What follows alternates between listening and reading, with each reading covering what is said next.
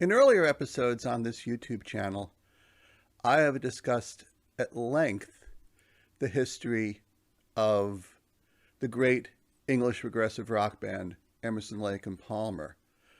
I've devoted episodes on the channel to the band's formation in 1969 and 1970, and on the making of their various albums, starting with their debut in 1970, and to date continuing through to their terrific studio album from late 1973, Brain Salad Surgery, and the ensuing live album that came from the band's tour supporting that album.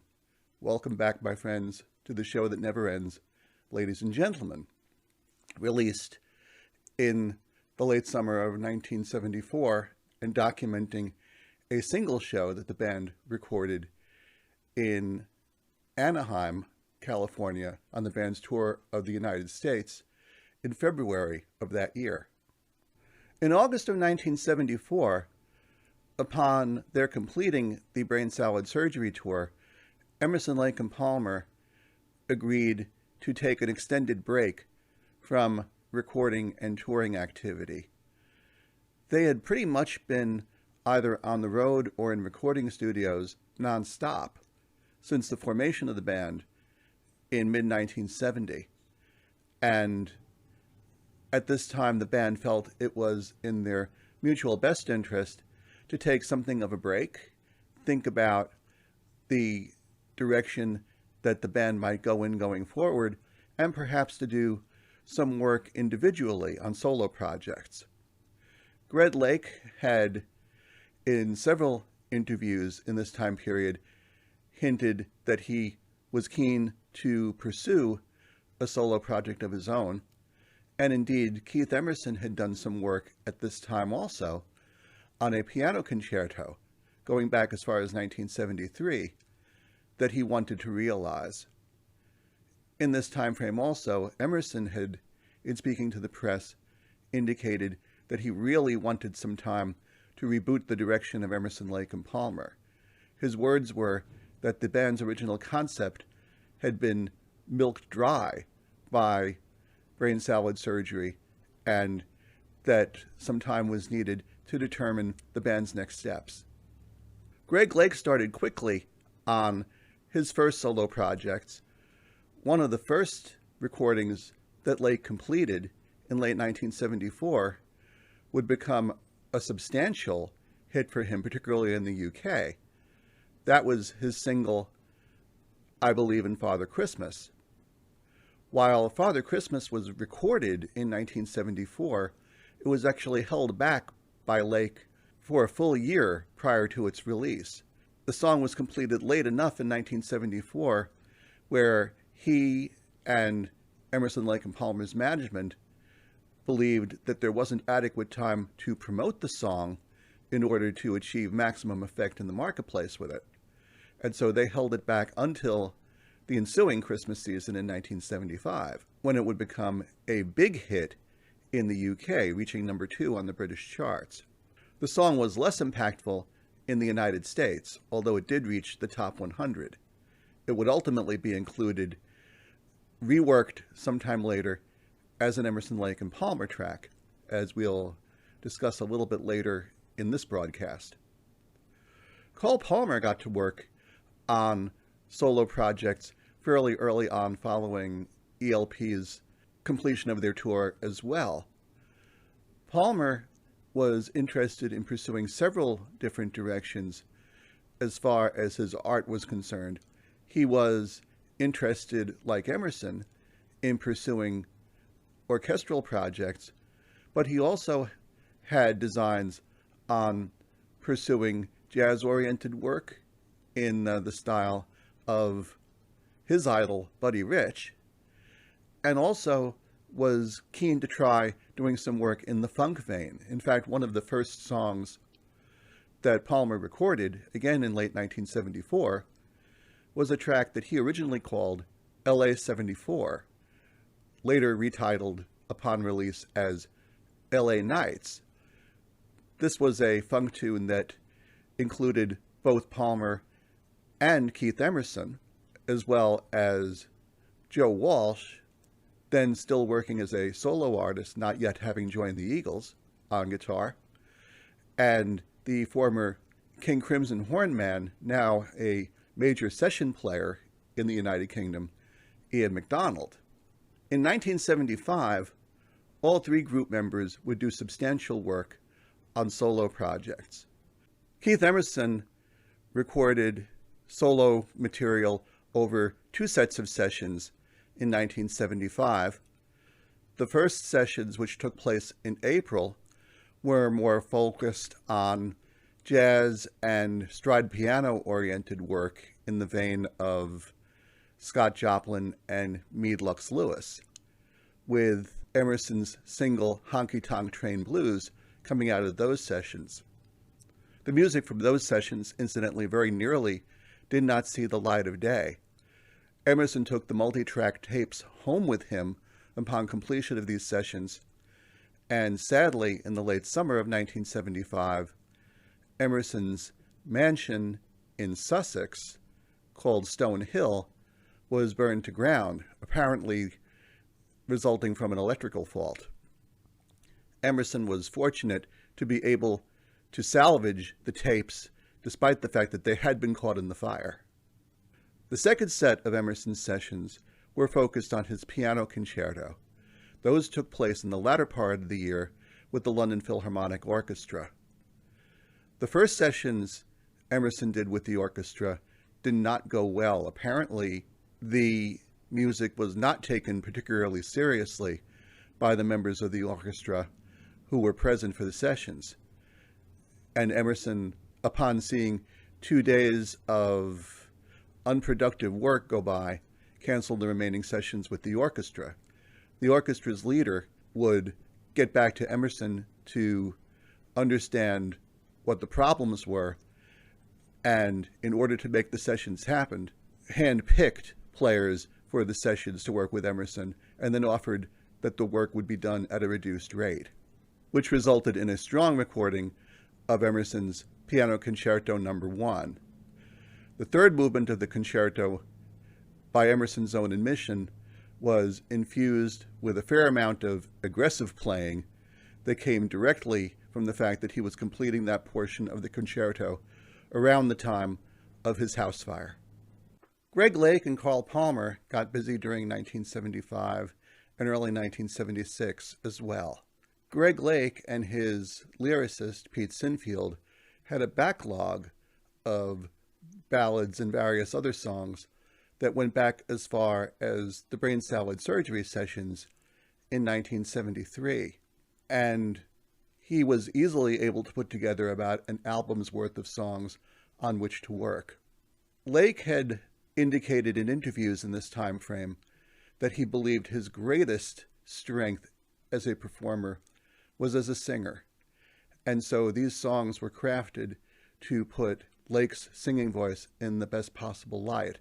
It was decided early on that Lake would also use orchestration to support many of the songs that would be included on his album.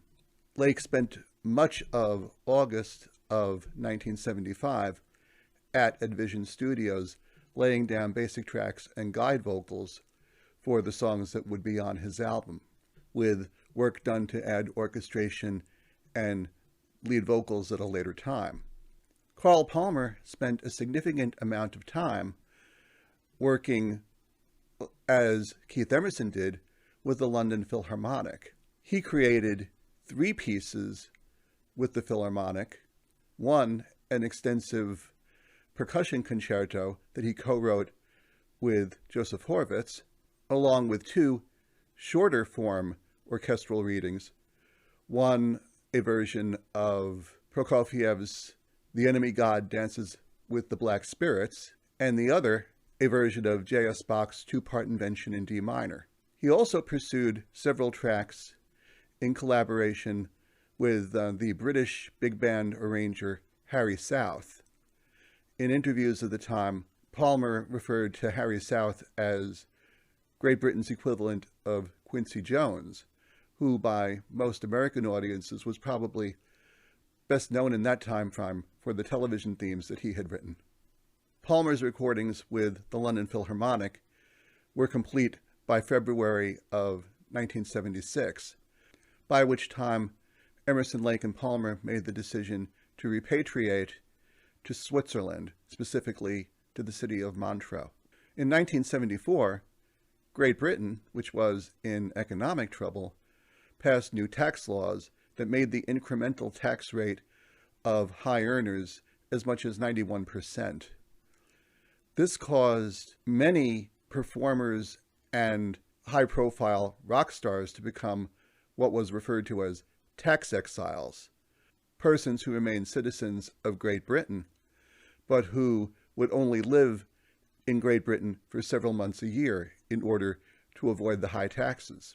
Emerson, Lake, and Palmer had chosen to remain in Great Britain throughout 1975, but by 76 decided that they too would become tax exiles.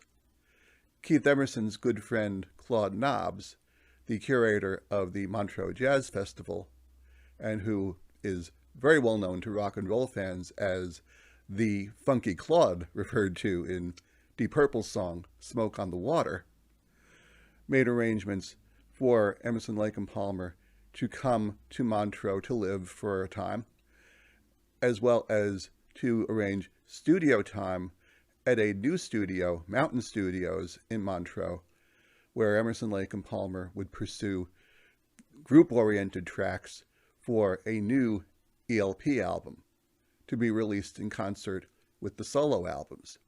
Also in Montreux, and to some extent in Paris, Greg Lake would work to add orchestration to his solo tracks, and finally would, on one of his trips back to Great Britain, add lead vocals at Edivision Studios to his solo tracks. By late 1976, the ELP solo albums and the vast majority of a new Emerson, Lake, and Palmer album were now complete. The band had recorded over 4 albums worth of material in the course of the 2 years that they had removed themselves from the road. With all this new material now available, the question was how best to present it to the listening public. One thing that was recognized by the band and by their manager, Stuart Young, fairly early on, was that all 3 members of Emerson, Lake, and Palmer were making use of full orchestration in their new material. And so the idea was floated, at first somewhat jokingly because of the expense that would be associated with it, that the band might consider going on tour with an orchestra to present the material for the first time. The idea of performing with an orchestra on tour very much appealed to Keith Emerson. The more it was discussed, the more he liked it. And in a way, that's probably understandable, since his Concerto No. 1 probably would not have gotten heard in anywhere near the form that Emerson would have liked without an orchestra on board. So the decision was made that the tour in support of this new material would be one augmented by an orchestra. The idea was not taken lightly. It was identified fairly early on, working with the man who would compose the arrangements of the new material and conduct the orchestra, Godfrey Salmon, that an orchestra of some 70 pieces would be required to do justice to the music. Auditions were held in multiple cities across the United States to find the musicians for this work. One reading was that over 5,000 musicians applied to become part of the orchestra for the Emerson, Lake, and Palmer 1977 tour. With the expense of the orchestra having been committed to, Emerson, Lake, and Palmer and Stuart Young now needed to determine how they could best pay for it. Back in the 1970s, it was fairly common practice for a record label to finance the tours behind a new album. The idea being that the tour was necessary in order to market the album to the public. However, in this time frame, of course, Emerson, Lake, and Palmer were self-employed as far as getting their records to the public was concerned. They owned their own record label, Manticore Records. So they were going to be dealing with a fairly large bill at the end of the tour in order to move forward. By the end of late 1976, the need for Emerson, Lake and Palmer to maintain the Manticore label had begun to dwindle. Manticore's leading client was, of course, Emerson, Lake and Palmer themselves. They had several other artists, including Pete Sinfield, signed to the label, but upon taking stock of the situation, Stuart Young realized that other than for ELP, the label was a money-losing proposition.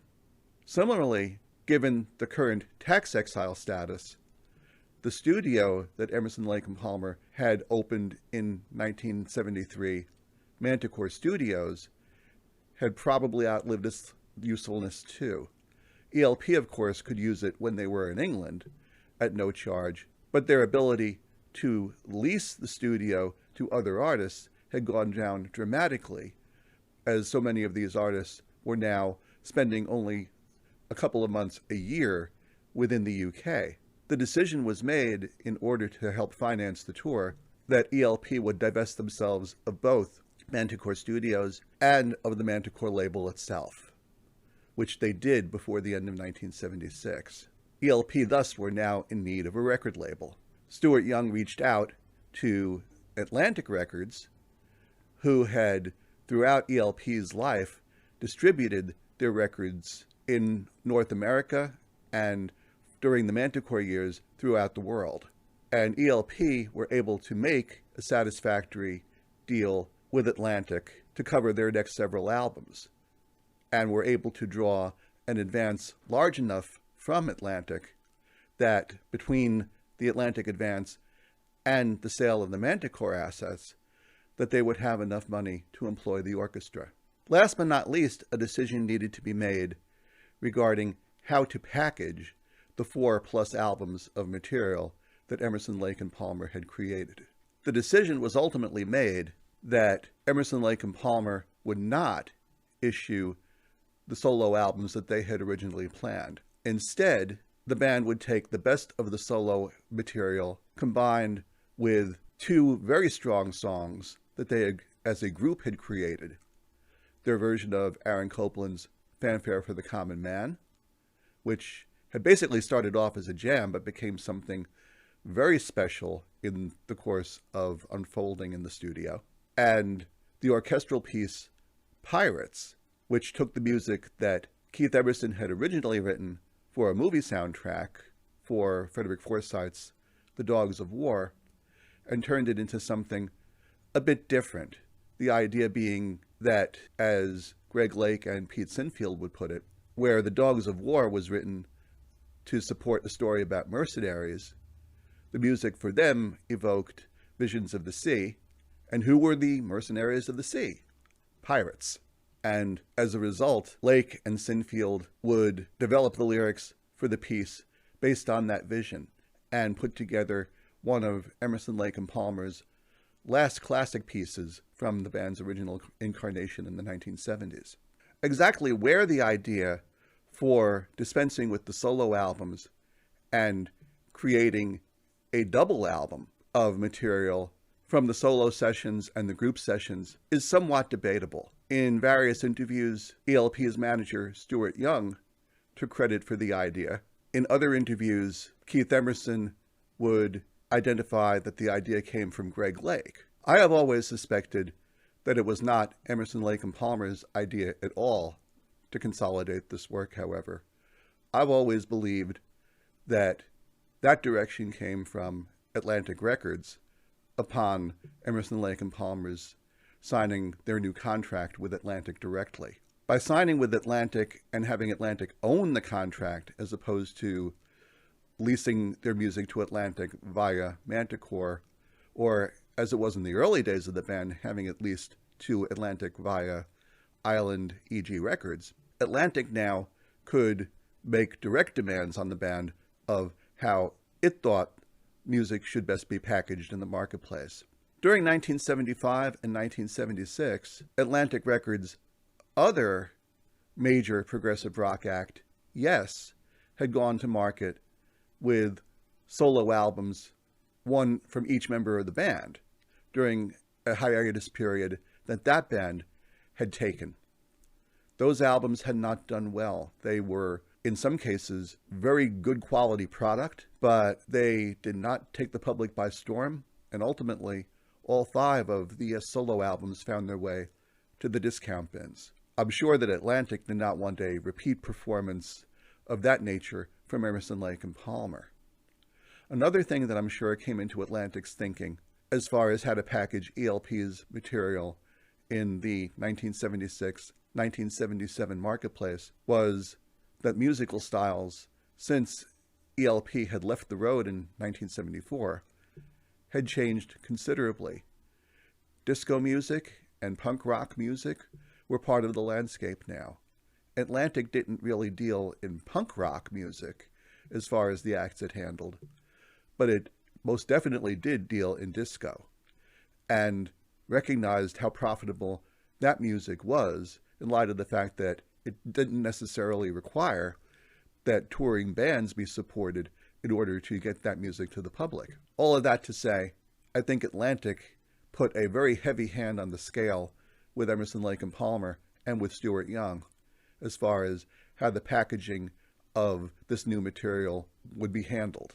Ultimately, the double album that was now decided as the compromise for Emerson, Lake and Palmer to bring to the public would be titled Works, Volume 1. There are differing stories about how that name was given to the album as well. Pete Sinfield went on record at the time as saying that the Works title was his idea, explaining it away by saying, well, we were going pretentious by putting a double album of orchestrated music out there. We might as well be pretentious with the title too. In his autobiography, Pictures of an Exhibitionist, Keith Emerson tells a very different story about how Works received its title. During 1975 and 1976, both Keith Emerson and Greg Lake, unfortunately, were making very heavy use of cocaine. And in his autobiography, Emerson notes that for a time, coke was being shipped to his house in large boxes from old record albums, multi-record sets that were marked the collective works of Johann Sebastian Bach. And so in that regard, the name Works for the album might have been something of an inside joke. In any event, that was the name that stuck. The Works album would be released in late March of 1977 by Atlantic Records and did quite well in the marketplace. The album went to number 12 in the Billboard charts, a respectable showing for a double album, although perhaps a little bit of a disappointment considering that ELP's last album was the triple album, Welcome Back My Friends, and that album had reached number 4. But nevertheless, Works' performance was good enough for the album to receive gold record certification. Emerson, Lake and Palmer would begin their tour in support of Works in late May of 1977, and the tour was planned to be a big one. The tour planned for 97 dates, all with the orchestra present. This is not, however, how the situation played out. Stuart Young and the band's tour manager realized very early on that the expense of the orchestra was too much to bear. In particular, there were a couple of dates fairly early on in the tour that needed to be canceled. But despite the cancellations, of course, all the members of the orchestra that were traveling with the band and the road crew needed to be compensated. Despite having raised the monies from the sales of the Manticore assets and from signing with Atlantic Records, this was a little bit too much of a strain for the band to handle. They very quickly were apparently approaching bankruptcy status. It was agreed some 14 shows into the tour that the orchestra would be dispensed with for all except some very critical dates on the tour. In particular, the band employed the orchestra for 3 shows at Madison Square Garden in New York and for several shows at the Olympic Stadium in Montreal, where it was planned that the band would be recorded with the orchestra in order to collect tracks for a future live album. With the orchestra now having been dispensed with for most of the upcoming dates on the tour, Emerson, Lake and Palmer needed to retool their presentation and their set list in order to compensate for that. Many of the songs in the set list that had relied on the orchestral arrangements would now either have to be arranged or be replaced with other songs. And in some cases, those replacements were songs that ELP had recorded during 1975 and 76 that did not make the cut for the Works double album. Given that this new and unfamiliar material was now being played, the decision was made to put a second album of new material out in late 1977. This became the album Works Volume 2, which included additional group tracks that had been recorded during ELP's hiatus, along with several older songs that had been recorded by the band as B-sides. Probably the song that most identified that Works Volume 2, at least to some degree, contained leftover material, was that the song Brain Salad Surgery, recorded in 1973 as a candidate for that album, was included. Other songs from the various ELP solo sessions were included as well. And in all fairness to ELP, despite the fact that some of the material here was quite old, it is nonetheless a strong album. From a group perspective, there are some critics out there who believe that Works Volume 2 was a stronger album than Works Volume 1. But in any event, Works Volume 2, in some regards, did give the impression that ELP was a band that might be on its downside.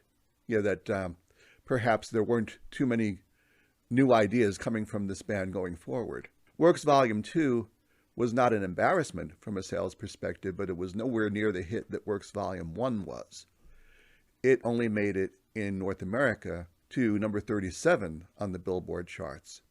In order to support the release of Works Volume 2, Emerson, Lake and Palmer would extend the Works tour, adding some 40-plus additional dates without the orchestra in order to showcase the new album's material.